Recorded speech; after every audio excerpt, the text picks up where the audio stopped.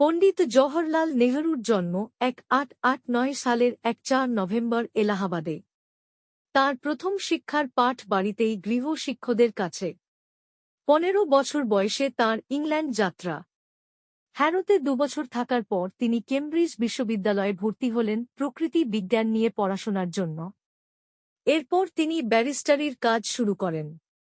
1912 সালে দেশে ফিরেই তিনি সরাসরি রাজনীতির সংস্পর্শে চলে আসেন। ছাত্রাবস্থা থেকেই বিদেশি ঔপনিবেশিকতা থেকে মুক্তির লক্ষ্যে বিভিন্ন দেশের স্বাধীনতা সংগ্রাম তাঁকে বিশেষভাবে আকর্ষণ করত। আয়ারল্যান্ডের সিন ফিন আন্দোলনের বিষয়ে জানতে তিনি খুবই উৎসাহী হয়ে ওঠেন। তাই খুব স্বাভাবিকভাবেই ভারতে ফিরে স্বাধীনতা আন্দোলনের সঙ্গে তিনি যুক্ত হয়ে পড়েন। 1912 সালে একজন প্রতিনিধি হিসেবে তিনি বাঁকিপুর কংগ্রেসে উপস্থিত ছিলেন। 1919 সালে এলাহাবাদের হোম রুল লীগে তিনি সম্পাদক পদে নিযুক্ত হন। মহাত্মা গান্ধীর সঙ্গে তার প্রথম পরিচয় 1916 সালে। গান্ধীজির আদর্শ তাঁকে বিশেষভাবে অনুপ্রাণিত করে। 1920 সালে উত্তরপ্রদেশের প্রতাপগড় জেলায় কিষাণ মার্চ সংগঠিত করেন তিনি। 1920-22 এর অসহযোগ আন্দোলনের দিনগুলিতে তিনি দুবার কারাবরণ করেন। পণ্ডিত নেহরু নিখিল ভারত কংগ্রেস কমিটির সাধারণ সম্পাদক নিযুক্ত হন 1923 এর সেপ্টেম্বরে। পরে 1926 সালে তিনি Italy, Switzerland, England, Belgium, Germany ও রাশিয়া সফরে যান। ভারতীয় জাতীয় কংগ্রেসের একজন সরকারি প্রতিনিধি হিসেবে বেলজিয়ামের ব্রাসেলসে কংগ্রেস অফ অপ্রেজেড ন্যাশনালিটিজে তিনি উপস্থিত ছিলেন। 1927 সালে মস্কোয় অক্টোবর সমাজতান্ত্রিক বিপ্লবের 10ম বার্ষিকীতেও তিনি দেশের প্রতিনিধিত্ব করেন। এর আগে 1926 সালে মাদ্রাজ কংগ্রেসে স্বাধীনতাই যে কংগ্রেসের মূল লক্ষ্য তা দ্ব্যর্থহীন ভাষায় ঘোষণা করেন পণ্ডিত জওহরলাল নেহরু। সাইমন কমিশনের বিরুদ্ধে এক প্রতিবাদ মিছিলের নেতৃত্ব দেওয়ায় 1928 সালে লখনৌতে তাঁর ওপর পুলিশের লাঠিচার্জ করা হয়।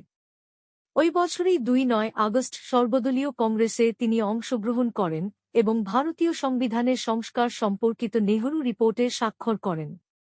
এই রিপোর্টটির নামকরণ করা হয় তাঁর পিতা শ্রী মতিলাল নেহরুর নামানুসারে। ওই বছরই তিনি ইন্ডিপেন্ডেন্স ফর ইন্ডিয়া লীগ প্রতিষ্ঠা করেন।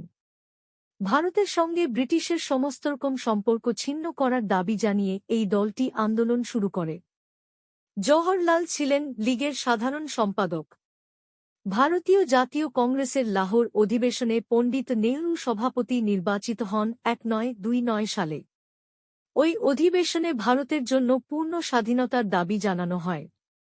লবণ সত্যাগ্রহ সহ কংগ্রেসের অন্যান্য আন্দোলনে যুক্ত থাকার জন্য 1930-35 সাল পর্যন্ত বিভিন্ন সময় তাঁকে কারাবরণ করতে হয়। আলমোড়া জেলে থাকার সময় 1935-এর 4 ফেব্রুয়ারি তিনি তাঁর আত্মজীবনী লেখার কাজ শেষ করেন। মুক্তি পাওয়ার পরেই তিনি সুইজারল্যান্ড যান তাঁর অসুস্থ স্ত্রীকে দেখতে।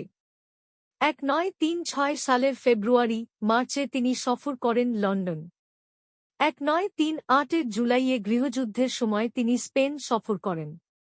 দ্বিতীয় বিশ্বযুদ্ধের বিরতির সময় তিনি চীনেও যান।